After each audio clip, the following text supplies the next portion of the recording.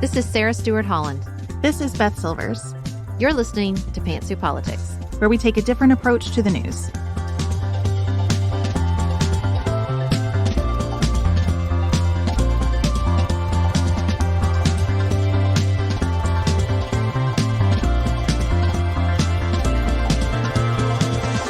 Hello. Thank you so much for joining me today. Beth is feeling under the weather, but I am delighted to be welcoming Eitan Hersh, a professor of political science at Tufts University. I read Professor Hersh's book, Politics is for Power, several years ago. And if you're a longtime listener of the show, you probably remember that I could not stop talking about that book. I still think about his central thesis all the time, that most of us are engaged in political hobbyism, not political action. Then back in March, I read this amazing article in Boston Magazine by Rachel Slade about a professor teaching American conservative thought at Tufts University and all the interesting results among the students. And then I realized that this professor was Professor Hersh, the same one that wrote Politics for Power. So we immediately invited him on the show to talk about the class and all the interesting fallout among the students. And then the campus protests began sweeping the country, including at Tufts. And our conversation's even more important and timely because hearing from people on the ground, on campuses, brings such an important perspective to the discussion. Now, speaking of our discussion about colleges and college admissions, on Tuesday, we had a long, expansive conversation about admissions and financial aid and FAFSA with consultant Sarah Bittner. Now, we wanted to issue a small correction. Sarah said that the Pell Grant runs out of money. That's not true. There are lifetime limits per student on the Pell Grant, but it is always available. However, every other grant does exist on a first-come, first-served basis. And that race for grant money was and continues to be dramatically affected by the FAFSA delays. But we wanted to make sure we clarified that that is not true of the Pell Grant. Now, as always, we're going to take an exhale at the end of the episode and talk about what's on our mind outside politics. Elise will be joining me to talk about the Oscars of the East Coast, the Met Gala, and all the fabulous fashion taking place in the Garden of Time, which was this year's theme. Before we get started, we wanted to remind you that our newsletter now lives on Substack. If you were already subscribed, there is no change for you. Just double-check your spam folder to make sure we didn't land there in the transition, but there is no change and no charge for our newsletter that arrives every Friday. But we moved to Substack because we wanted more of a community element, and we wanted to make it much easier for you to get to old editions of the newsletter. Our most recent newsletters, like I said, will always be available for free, but you can upgrade to paid at Substack and support our work. You can get access to additional community features, including we invited everybody to our Spicy Live last night, where we talked about Stormy Daniels' blockbuster testimony at the Trump trial. Because, guys, we just can't fit it all in, even in 2 shows a week. So the Spicy Lives and our premium content and the Substacks, those newsletters and all that audio content often hold the stuff we just cannot fit it here on the show. So you can go subscribe there if additional audio content's not for you, or you can subscribe at our premium channels. Up next, my conversation with Professor Hersh. And if you hear some sounds in the background, those are just street noises from his recording. Don't worry. There's nothing happening outside your own car. Just want to give you a heads up to that. And I hope you enjoy the conversation.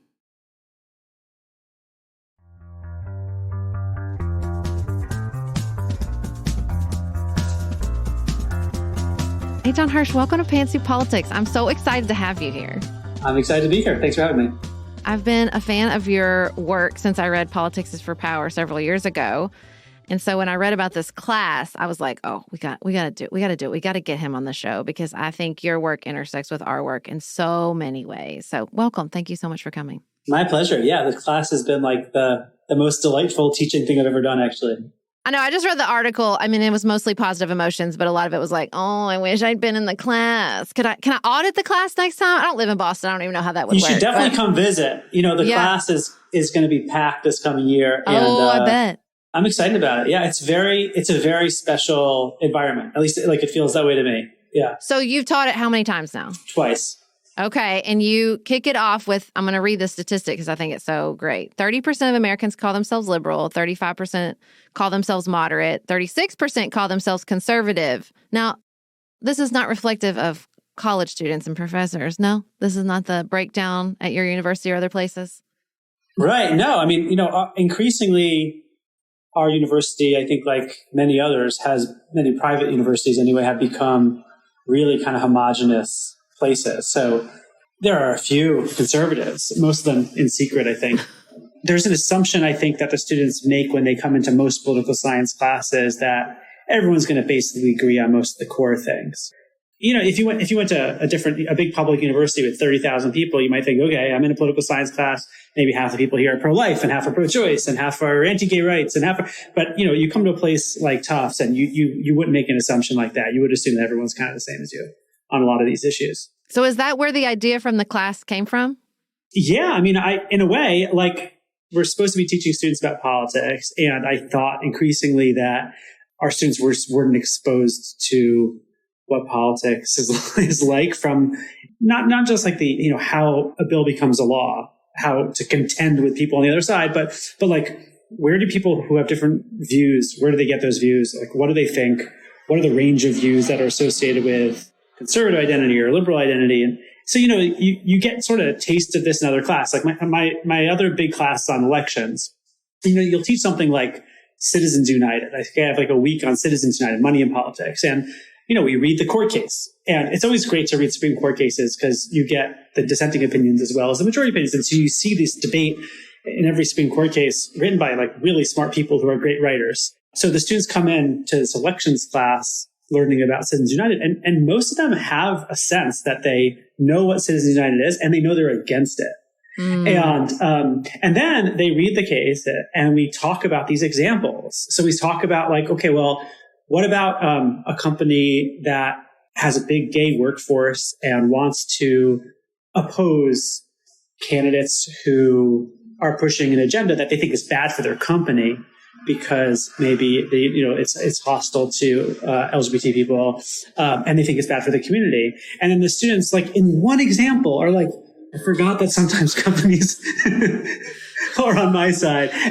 But it's sort of like they had this knee-jerk reaction to begin with, like, I'm against money in politics, companies aren't people. And then you just like read the main court case on this. You're like, oh yeah, it's actually kind of complicated.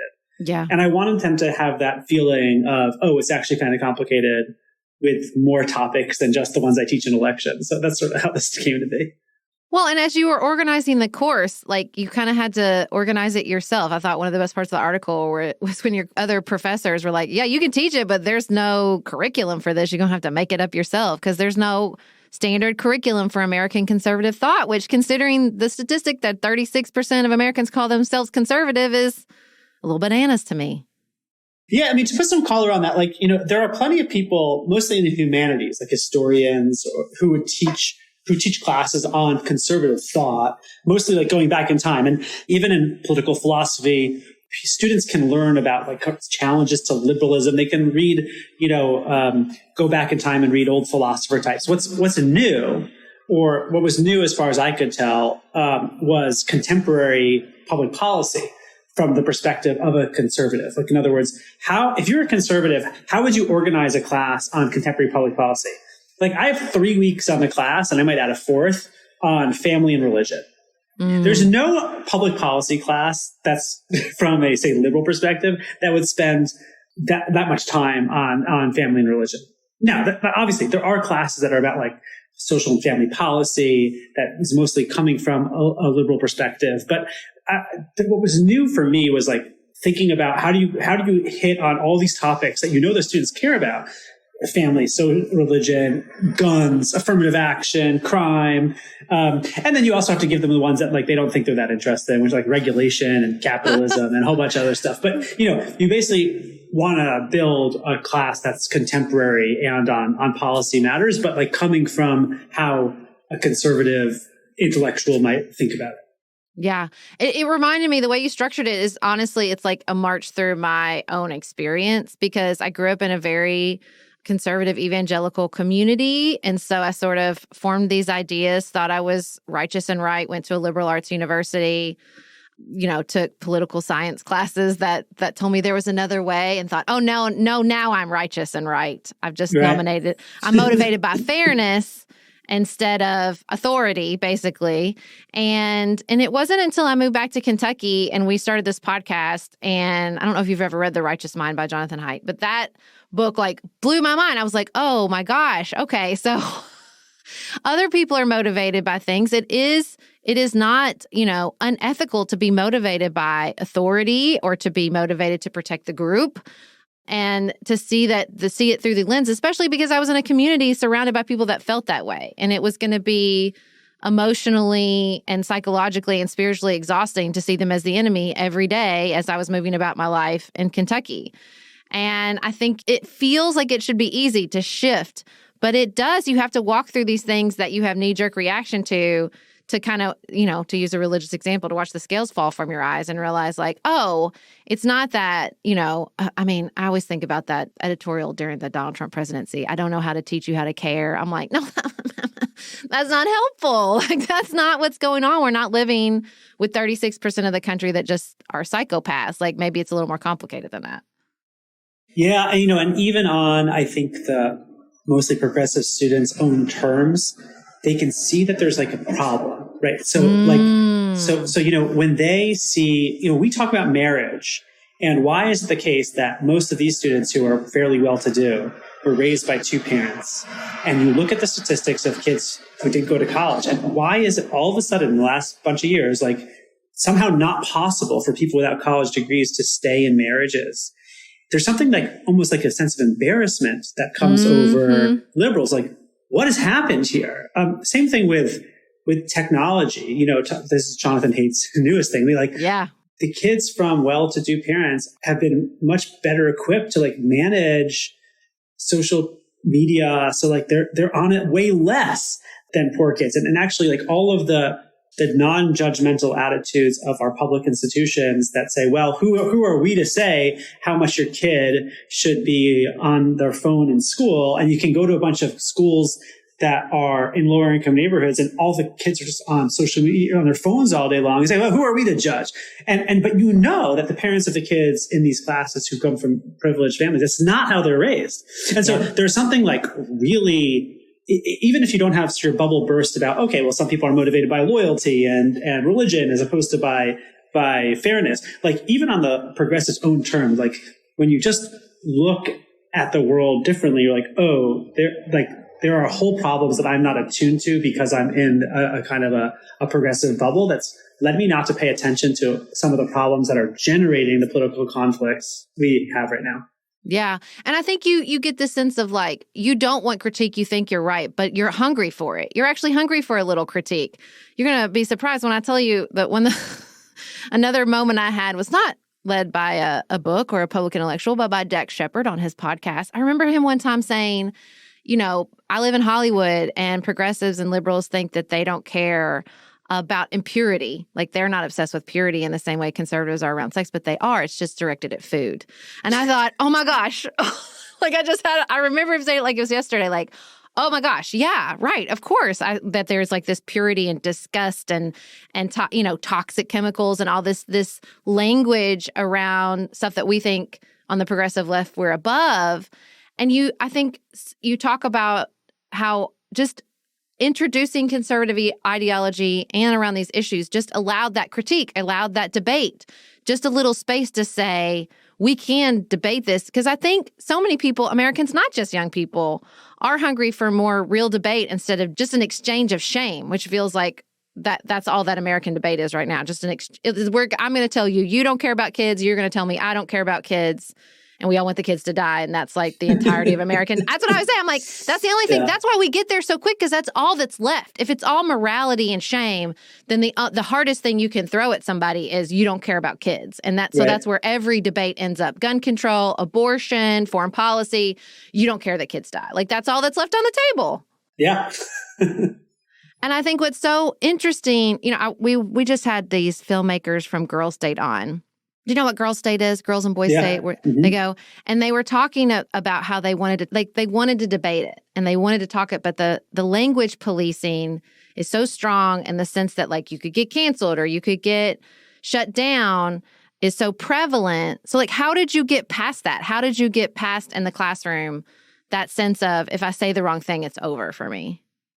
Yeah. So I would say, like, I'm not totally past it because the students definitely feel that, but I'm trying to set them up for success in a couple of ways, right? One is the class, I think, can fairly advertise itself as like the most ideologically diverse space on campus that's talking about politics. I kind of joke that probably like the engineering classes are more ideologically diverse, but they don't talk about politics. So, but in this classroom, you can expect that some of the kids are conservative.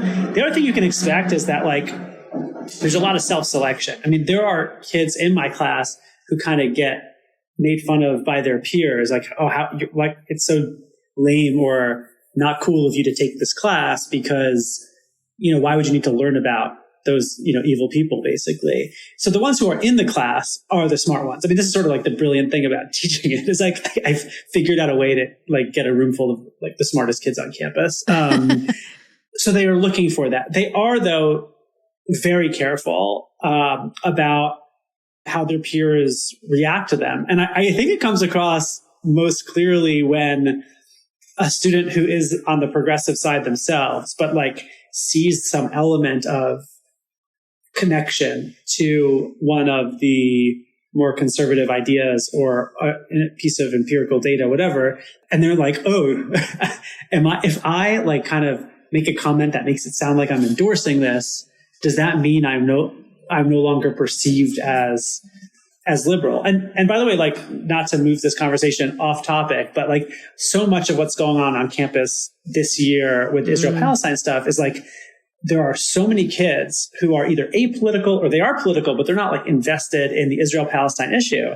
And if you ask them like, well, why, when the student groups on October 8th and 9th were celebrating the terrorist attack on October 7th, that's what happened. The Students for Justice Palestine group sent a message out to the school saying like, yeah, like we're excited about the creative strategies used by Hamas. These are our freedom fighters. But this no students ostracize this group. They, in fact, they welcome them in. And I think a lot of that is like, they do not want to criticize someone on the left. So even if they're very quiet about it, they sort of like, it's not cool for them to do that. And the version of that in the class is for the most part, yeah, I think that some of them are worried. But again, because it's a class on conservatism that they're deliberately taking, there are a good number of students who like, that's why they're there. They're there to try out these ideas and learn about it. And they have me presenting the conservative perspective from writers that we're reading. They have their TAs who I've so far have been able to get these great TAs who are steeped in conservative identity and knowledge from the Harvard Law School. And they kind of just are in a different space on campus. They're like in a bubble within a bubble where you can have an open conversation. I mean, but I think that that's not off topic because the events on October 7th and the fallout since like has, you know, talked about in the article that it has burst that bubble and it raised the emotional tenor of several of the discussions. But I think it also prepared the students in such a way to really address it. I mean, when I was reading this article, there was a moment where one of the students says, or have we gotten to the point where endorsing terrorism against colonizers is something that is acceptable? And I thought, well, this is the one place in all my reading since October 7th that cracked that wide open. So clearly you were pushing them and getting them to a place where they could do what debate is supposed to do, which is supposed to crack it open. It's supposed to push us into new territory. It's supposed to help us see things more clearly instead of just doubling down, shutting down, pushing each other away. As you read in the article, I mean, this was sort of a follow-on conversation to a conversation that happened before the events of October 7th. In September, it happened where the small group of conservative students on campus hosted a debate between a pro-life and a pro-choice law professor. These are two law professors, and it was about abortion. And a group of pro-choice students shut down the debate. They screamed. They had these dog barking apps that they put on their phones, and it went on for an hour. And the cops had shut down. And they held the view that basically no pro-life positions should be articulated on campus. It's a form of hate. And so we had a discussion about that. And you know, a bunch of students in the class openly endorsed the idea that there should be no debate, or that it's okay to shut down the debate. And so there is definitely even in this class, which I think is selecting on students who are much more open to debate than other kids, like there is definitely like a common view that you shouldn't debate people who are haters or something like this, or you shouldn't have that. And I would say like a good share of the students on campus think of Israel, the country, as essentially like an expression of hatred. And so any kind of engagement with Zionists, with people who are supporting Israel is basically like participating in hatred. And the groups that are opposed to Israel, even violent terrorist groups, are counteracting said hatred. And so, again, if everything is sort of just hate, it's sort of, this is sort of echoing what you're saying about how people treat like kids policy, then it's not a great debate. Right.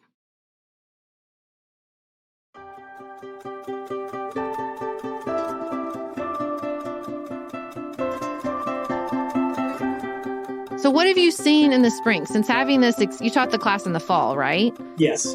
And so in the spring, and you mentioned before we started recording that you're surveying students. So how are you seeing this debate around the encampments play out among the students? I really want to know if the students that took the class in the fall have spoken with you, if you've like carried on the conversation with them, and if after being in the class that changes their perspective on the campus protests. Yeah. So, I mean, I don't know exactly if I can classify them by whether they were in the class or they were in another class of mine, or they're in a class this semester. A couple things have happened on campus. For one thing, like there's a big bifurcation between the Jewish students and the non-Jewish students, where the Jewish students just feel totally isolated. And in some ways, they are like leaning more into their Jewish identity. You can see greater expressions of Jewish identity and feelings of internal connection, but also external division. Like it's a feeling of it's us versus them. Everyone hates us. We don't have a place here. There's a lot of that sentiment across campuses where there are Jewish populations, which is interesting conceptually, right? Because those students are sort of like in some ways like leaning into this identity, but also it's because of a feeling of disconnect or rejection. Or I think that in terms of everyone else, there's a complicated set of things happening, right? So one complicated thing is that at the center of a lot of the anti-Israel activism is really a pro-war movement. That is, they endorsed October 7th. They're chanting Intifada. They want a revolution. They also want a revolution against America. They think we're all settler colonialists and none of us belong in the United States except the Native Americans. The United States is an evil country. Israel is a super evil country. Even though it's not even obvious where the Jewish refugees who populate Israel, where they're colonialists from, they're like, obviously they're all refugees or descendants of refugees from all these countries that they were kicked out of. What a core group of the students want is sort of a revolution against these countries, including Israel. And so I take it to be a pro-war endeavor, given their rhetoric and how they view October 7th. But then the periphery of the movement, which is much bigger, is a bunch of students who don't like war and don't want their, I would say are not deeply knowledgeable about the conflict, don't have a great sense of what the history is, what the alternatives are, what kind of coexistence can exist. It's just sort of I don't like war. Israel's obviously the bad guy. Netanyahu is a bad guy. They're using the war machine that's coming apart from the United States, and it's hurting a lot of people. So make it stop. And there is obviously a big tension between those two elements of a movement. But there is also, I think, underlying this whole sense is that I'm putting myself in their position, the anti-Israel, we don't know much necessarily about what's going on or what the alternative is. But you, our opponents, have to educate yourself until you learn our position. And because you basically is supporting hate. And so there's not these groups, at least on our campus, they reject any kind of dialogue. They don't want to be in any kind of setting where they have to debate or converse with Zionists, because they think that's basically endorsing, even just in conversation, some form of hatred. And that's it. But if you ask them well, what do you think should happen? And forget, it's not just students. If you just ask the typical far left or very progressive person, what do you think should happen in this region? You get a lot of like non-answers. Like, I don't know. And if like, this is sort of like now the politics is for power connection. Like if you have a goal, like maybe the goal is peaceful coexistence. Maybe whatever the goal is, like what are the actual activities you're doing to advance that goal? And it seems to me like we can get into the details, but like the path that the activists have taken since October 7th has been pretty much diametrically opposed to achieving the goals that they, I think win. Yeah. You beat me to it because I was going to pick up all these threads. Definitely that the politics is for power angle, because I think, what the connection to me between the class and the book and all of this is that it has become politics isn't for power, it's for identity. It's for purpose. That was my absolute favorite moment from this article about your class, is when you're talking about what do you want for your kids, right? That's why we get to kids so quick, because we're not talking about government, we're talking about life. And, some of the students say, my parents want me to be happy. They just want me to be happy. And you say, I don't want that for my kids. It's not that I don't want them to be unhappy, but I want them to serve their family and their community. I want them to follow the precepts of religion. Like I have different goals. I want them to live a purpose-driven life, not a life filled with happiness and no discomfort. And I read that and I thought, yes, that's it. That's the whole kit and caboodle, because we're asking politics, which is supposed to be about governance and policy, to hold identity and purpose. And so when we're telling people that actually your political partisanship is reflective of who you are as a person, it's about right and wrong and what you believe about what lives a good life. We're asking it to do way too much. And because it's this fertile ground for that type, that's what people are thinking about anyway, right? I think so often because a lot of these other institutions have struggled and suffer from distrust and have fallen away, that we ask politics to become the center point of who we are. Are you a good person or not? And so we can't debate, because what's on the line here is life, death, kids' life and death, and whether or not I'm a good person or not. So of course there's no debate around that. It just feels like, particularly post-October 7th, that's just become the flashpoint. Like I thought we were getting better. I thought we were like breaking through a little bit, that, okay, maybe your partisan identity does not reflect whether you're a good person or not. And then it just all kind of fell apart.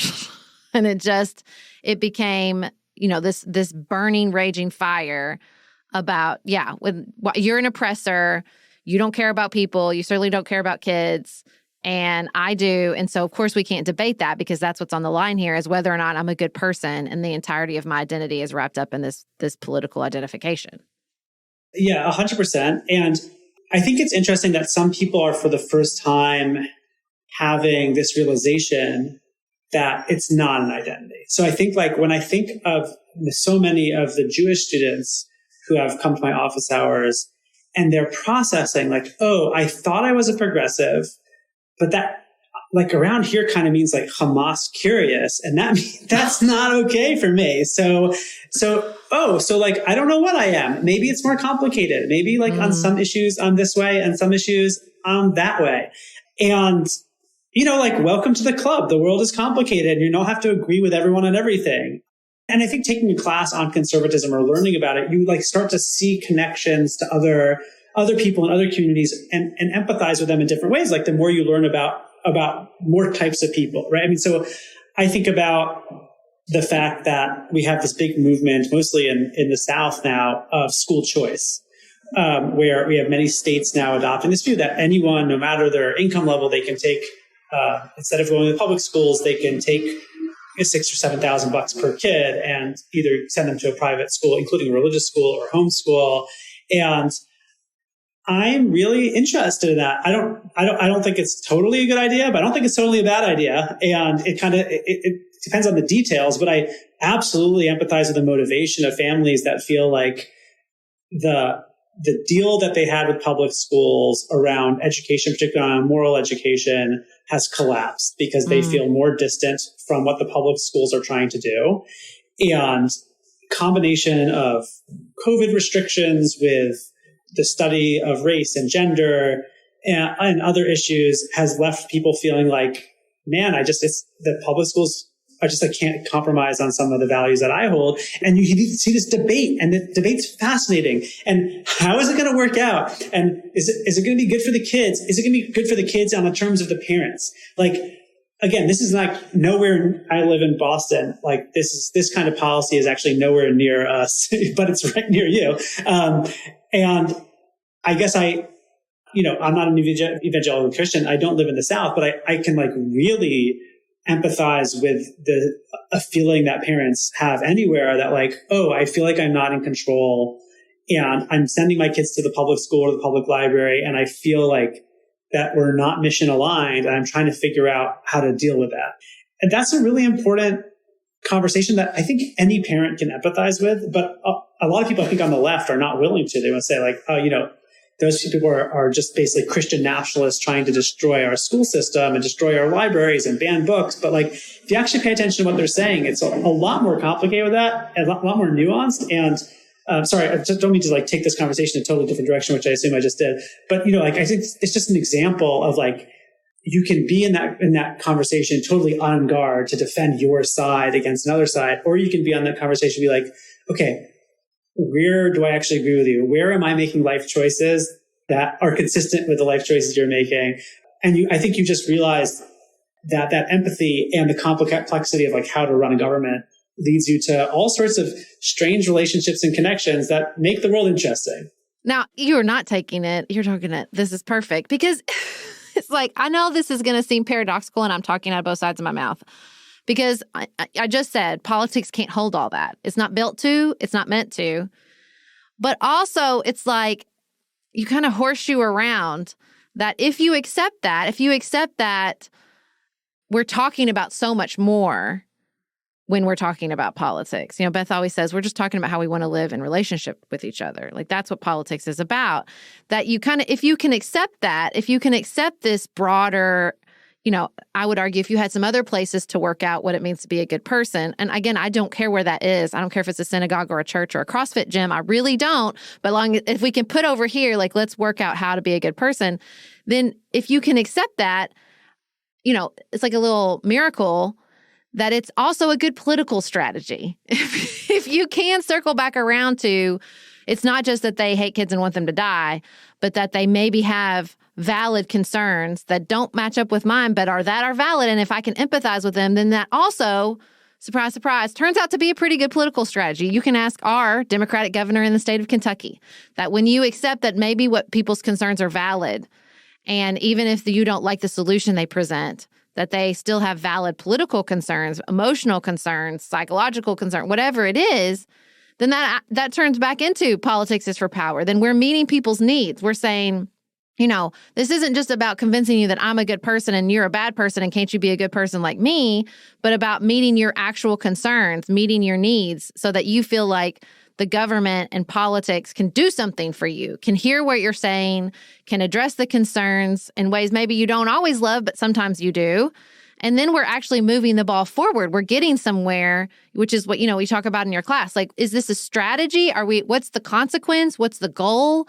That's where we need to be moving instead of just feeling better about the state of the world, which I don't actually think works anyway. I don't think anybody feels better about the state of the world. That's why we have all this anxiety. Yeah, that's right. Right. I mean, just to circle back to those protests, again, it's so hard to pin people down on what anyone wants, because it's a very complicated political example. There's it's very hard. It's tragic. It's been tragic for a long time. And, but the kind of vilification that's happening is probably not very productive. The lack of building of empathy, the idea that I'm not going to be in conversation or any kind of dialogue with someone because I don't want to learn anything from them is, toxic. It's probably not the right strategy. And it's ineffective. It's like exactly what you just said. And I think you see that. I think you see, where college campuses, where the administration and the students can enter in some sort of negotiation and some sort of conversation. But I'm interested in particular, we're talking about the big political scene generally. Because we wrap up, I really want to hear as a college professor where you think, colleges have gone astray. There's a lot of conversation about, colleges haven't been places that welcome debate and free speech for a long time, and Right. that there haven't been, consequences for civil disobedience in the past, and that's what's gotten us into this morass right now. Like, if we will allow civil disobedience if it's a favored idea, if it's a favored constituency, but not if it's something that we disagree with. And I wonder what you see, because, there is this big point that, like, these are elite universities, they're not reflective of, there's lots of polling right now that most college students are just shrugging, that this conflict is not on their radar. But I do think it matters what's happening at these universities, and it is impactful, and it becomes a part of our sort of political conversation and identity, either defining yourself as opposed to the elite colleges or in favor of the elite colleges. And so I just wonder how you feel about what's being learned right now through these protests, if there's a path forward to where all universities, even elite universities, are places that welcome debate and intellectual conversation. Yeah, I mean, I think we're to put it in business terms, I guess, we're in a place of like brand differentiation where you have some schools, and to be honest, they're mostly state schools in purple and red states that are saying, hey, we're going to be a place of actual debate, and we're going to put millions of dollars into making sure that there are conservative and liberal faculty, that there are speaker series from both sides, that there's that students of different political stripes are welcome and feel. And there are other schools that, like, their brand is to double down on a sort of a social justice, homogenous, lefty thing. And the schools are in competition for students and for faculty and for, we'll see how that turns out. I mean, I think it depends on the school, in terms of like what they value. I mean, personally, I think we need a lot more of this. I mean, it's, you mentioned the article that came out written by Rachel Slade in Boston Magazine about my class. I got so many emails from faculty at other schools. They're like, oh yeah, we should teach something like that here. That's and encouraging. I think like this is the kind of course that should be offered everywhere. It'll get a lot of students because students want to know this stuff. But you need to have people who want to teach it and teach it in a responsible way. And I think that there has been a total lack of engagement with this kind of diversity. I mean, the schools have, here's what I'll say, a couple of things. Obviously, the schools have like doubled down on like racial diversity. They've doubled down on places that are welcome to LGBT people. These have been priorities for the schools. They've made choices about investments around those issues.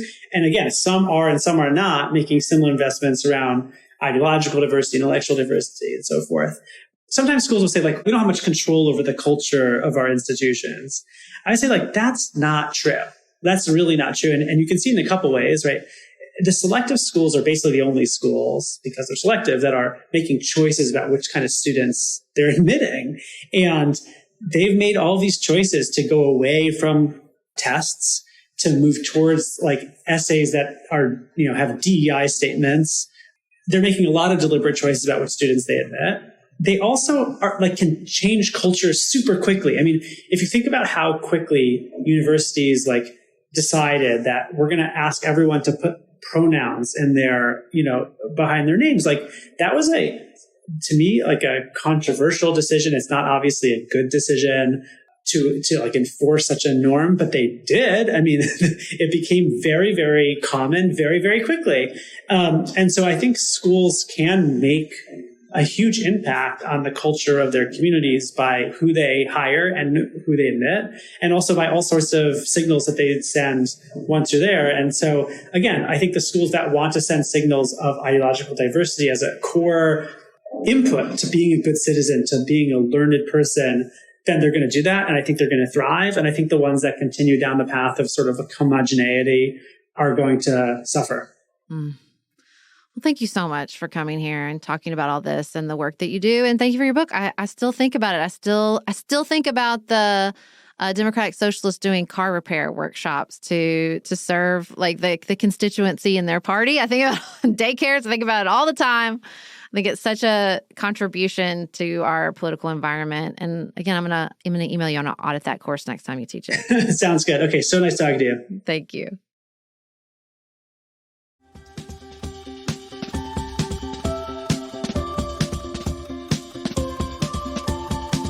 Elise, welcome to Outside of Politics. It's a big week for those of us who care about clothes. It is a big week. I would like to say I do care about clothes, but I care more about other people's clothes. I'm a mom of a toddler, so everything becomes instantly stained the moment I had mustard on my shirt before 7:30 a.m. the other morning. So there's something really lovely about seeing other people in just gorgeous, innovative fashion on the steps of the Met. Well, and I just love all those reels that are like me judging the fashion from the Met, and it's like people like slovenly in their sweatpants eating Cheetos, but like, oh, I don't think that worked for her. That's basically what I was doing. I do feel like we have entered a new phase. This felt experimental fashion-wise in a way it has. I know that Jared Leto came dressed as a cat last year. Like, I get that. But it just felt so structural. I mean, when you have to be picked up the steps because your dress is made of sand, you can't actually walk up the steps. Like, we've entered a new phase here, friends. I think that's right. I think people have been playing in the edges of this for a little while, but the theme this year, or I guess rather the dress code, right? Because the Met Gala is actually a fundraiser for the Costume Institute, and it is the moment of the year where they're kicking off a new exhibit. And this year's exhibit / the theme of the gala was Sleeping Beauty's Reawakening Fashion, because they got out like these old clothes that can't be worn anymore and how they restore them. And anyway, whatever. That means you, Kim Kardashian, can't wear them either. I know you like to wear old shit that shouldn't be worn, but whatever. That's right. But we're going to invite her and her unnaturally tiny waist anyway. But the dress code, which is technically different, the dress code was a Garden of Time. Garden of Time. They clarified was taking inspiration from a short story from the 60s. And the New York Times has a really good piece about this that I'll link in the show notes. But basically, it's this short story about these aristocrats and their garden, and kind of the peasants are coming for them. I'm really reducing this down. My master's literature teachers would be horrified. But the peasants are coming for them, and so they pluck these flowers to try and turn back time, and they end up turning into statues. And when you know that, all of a sudden, the things about all the beige, which I will say I did not love all the beige, but like it really does start to call to this idea of stone and time. And like I think to take all this back to your original point, they entered a new phase. I think they gave them more to work with this year. Last year was hey, Karl let's do Carl, like come as this cat. And this year I feel like giving them a story to work within really opened up some paths for creativity. And it sounds like they actually read it, or at least their stylist did. Yeah. And I'm excited about that. I love homework. I love homework for a fashion piece. And look, there's already reels that are like, we're in dystopia, and it's contrasting some of the headlines around the suffering around the world with the Met Gala, to which I say, you're extremely online. Go take a break. Maybe go engage in the Drake-Kendrick Lamar feud, which seems to be an outlet for everybody right now. Because, of course, there is enormous suffering in the world. And, of course, there is also enormous beauty and art in the world that sometimes costs a lot of money. And, I don't think that's new. I don't think it's something to be fixed. I think that they can coexist. And so watching the way that they pulled through this theme, which I think we can all agree Zendaya won. I mean, Lord, both of those pieces. Although I'm not in favor of the eyebrows. We're not going back there. No, thank you. That was just for costume, guys. No more skinny eyebrows. Do, but not be influenced. You can't go back. You can't retrain them. So, like, she definitely had some prosthetic cover. Like, just don't do it. Don't be influenced by lots of other things. If you want to wear beige, I'll even give in to that. But don't be influenced by the eyebrows, because the overplucking, you can't come back, guys. It's a permanent choice. Fashion, she works with the stylist Law Roach, and what they do together is just a masterclass. Like what she has shown up wearing to the Dune press tour, what she's shown up wearing to the Challengers press tour. Like, girl knows, the two of them together, she can wear anything, and they know how to work a theme. And so what a perfect team to show up and dress her, like to work together for the Met Gala, where the theme is the whole point. Well, it's not the whole point. I do want to say, like, I did see someone online complaining like about how, well, we can't see the intricate beading in the pictures, so what's the point? And it's like, well, the point is that this is a room full of fashion people, and there is an actual event and fundraiser going on. It's not just for the pictures on the stairs. That's not the main showcase. Well, and I thought it was so interesting to me because it did feel like it felt like this very, it's not dystopic, but this very intense experience of the theme is that there were like artificial intelligence. Yeah, the Katy Perry one was gorgeous. Did you see that her mom fell for it? There was an AI version of Katy Perry on the stairs in this beautiful dress, and Katy Perry's mom texted it to her and was like, "Hi, Feather, I didn't know you went to the Met Gala. You look great." Well, and it was weird because immediately I was in a performance, so it was like intermission, and I start pulling up Met Gala photos. You know, independent of the reporting, I thought, something's not right. Some of these don't look real, and I can't tell. I don't know who's real and who's not. But I sensed immediately something's not right here. And in the Katy Perry ones, I thought either this is artificial intelligence or Katy Perry has been doing some things to her face because her face looked different, which happens. No judgment. That happens. And I thought, oh, weird. And then I kept seeing this picture of Lady Gaga. Like, was she actually there? Was that real? I could never figure that out either. I don't think she was there. There was this one where she had this like big structural swirl around her that fit the theme and looked amazing. But I thought, I'm seeing the same pose over and over again. I haven't seen her moving on the red carpet. Is that real? I couldn't tell. And so, but I don't know. I just felt like, well, our Garden of Time has now been disrupted by artificial intelligence. So this feels applicable and weirdly on theme to me as well. I mean, look, it is interesting because like there's a little bit of meta narrative going on when the theme is about like the peasants rising up against the aristocrats. Ooh. And like this is it's like that one year where Alexandria Ocasio-Cortez wore the dress that said "Eat the Rich" or whatever it said. Like they do lean in sometimes, I think, to a little bit of tongue in cheek of like, we know what this looks like and we're still going to celebrate our industry.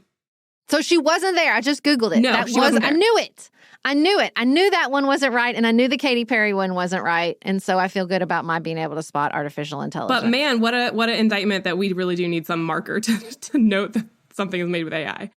Yeah, it was an interesting year, I think, where you could see like, oh, okay, well, this is both. It's all, you know what it is? It's almost like a breakthrough for the Met Gala, which I feel like got the most pre-coverage, current coverage. I feel like this is the first time they talked about like, this is actually the fundraiser for this institute for the whole year. They do not get any funding. Like there felt like better reporting about it. And this breakthrough where artificial intelligence was presenting ones that tricked people. Like it just was it's a breakthrough moment on very many levels. Yeah. And it's just, you know what? It's just fun.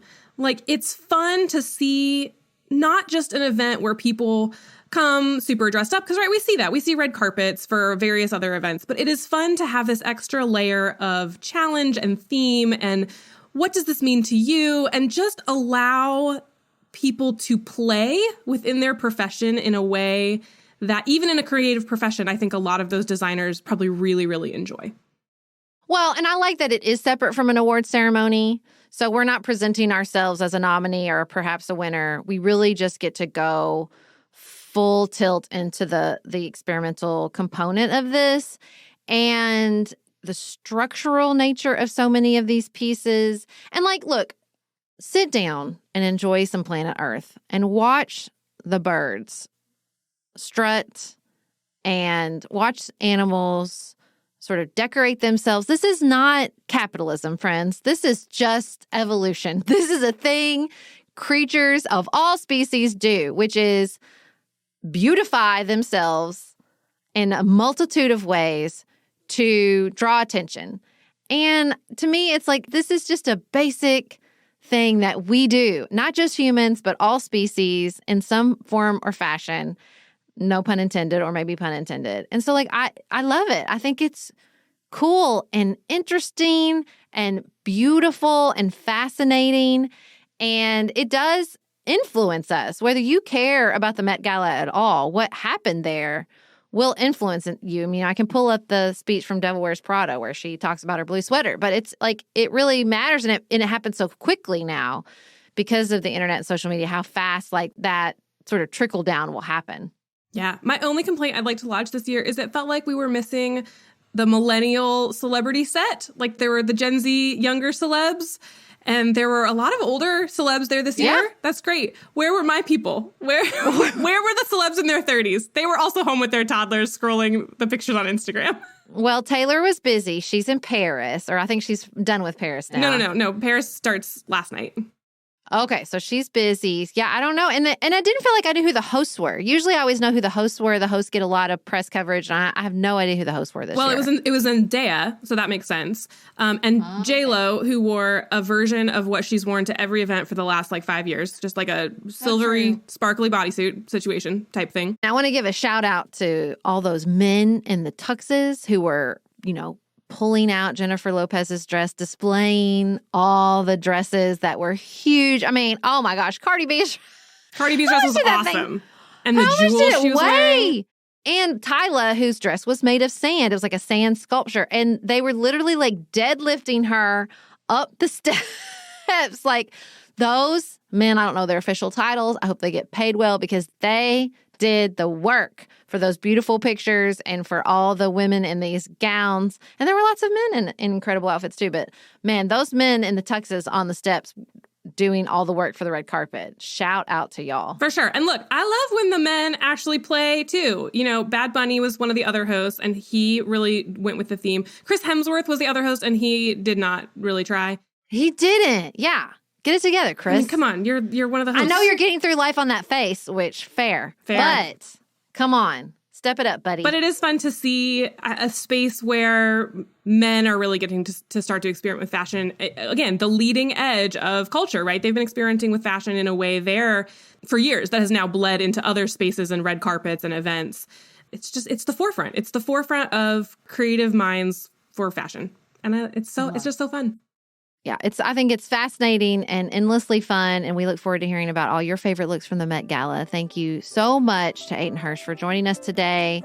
Thank you to all of you who have joined us over on Substack. Make sure and subscribe so you get the new issue today. We send an email every Friday. We will be back in your ears on Tuesday, and until then, have the best weekend available to you.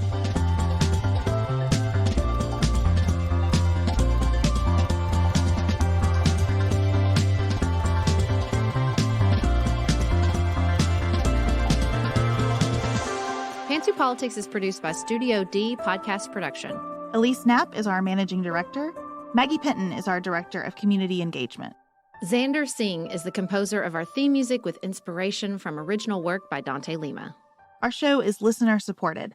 Special thanks to our executive producers: Martha Brunitsky, Allie Edwards, Janice Elliott, Sarah Greenup, Julie Haller, Tiffany Hassler, Emily Holiday, Katie Johnson, Katina Zuganellis-Kasling, Barry Kaufman, Catherine Vollmer, Lori Ladow, Lily McClure, Linda Daniel, The Hutchins, Tracy Putoff, Sarah Ralph, Jeremy Sequoia, Katie Steigers, Karen True, Annika Uvaline, Nick and Elisa Valelli, Amy Whited, Lee Shea McDonough, Morgan McHugh, Jen Ross, Sabrina Drago, Becca Dorval, Christina Quartararo, Shannon Frawley, Jessica Whitehead, Samantha Chalmers, Crystal Kemp, Megan Hart, The Adair family, Jenny Francis, Leanna Pilgrim Larson, the Monene family, Jeff Davis, Melinda Johnston, Michelle Wood, Nicole Berkless, Paula Bremer, and Tim Miller.